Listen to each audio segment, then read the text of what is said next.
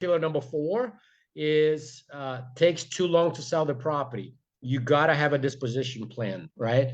Especially in 2024, it killed us. I was telling Tom earlier, we've been doing this for 17 years, and last year was the toughest season that we've had in this business. Inventory sitting, a lot of liquidity issues, a lot of investors scared, not knowing what was going to happen. So very scary times. I do not know of a single real estate operator on a big level. I know guys that manage billions of dollars, manage hundreds of millions. I don't know any single operator that didn't pause distributions last year, to give you an insight on how things were not looking good. With the new administration, whatever your political view is, it's already starting to ease up, and we already seen a lot of that move in the right direction. Now, we need to get interest rates for housing. The magic number would be 5.5 interest rate. We are a long ways from that, but we really need to come down in the sixes in order for things to really start moving. But anyway, so when it takes too long to sell the property,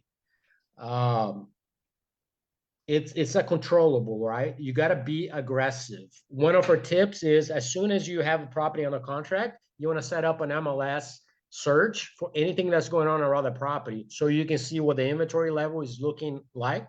If the sold inventory in the past 6 months is not enough to sustain a few months on the inventory, that's going to dictate if it's a hot buyer's market or a seller's market. So you want to keep an eye on that. You also want to see what's selling, what's coming on the market, so you're mentally aware. By the time you purchase and you sell it, it might be 3-4 months, 6 months.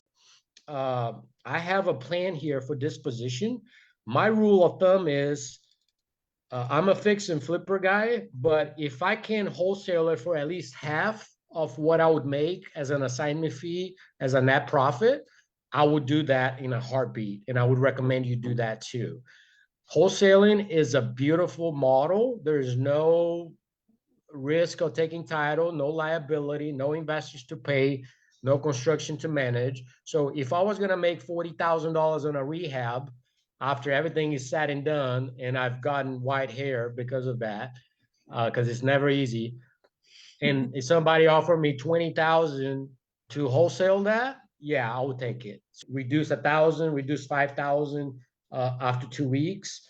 If you're not getting showings, you got to pay attention to the feedback, and you got to be constantly on the lookout. For us, we do a $5,000 reduction every 30 days or so until we sell. Every house sells. It's just a matter of how much it's priced and the home condition. If the house is not selling, it's one of those two things. Taking into consideration that it might be some other sort of circumstance, like the housing market and interest rates being crap, right?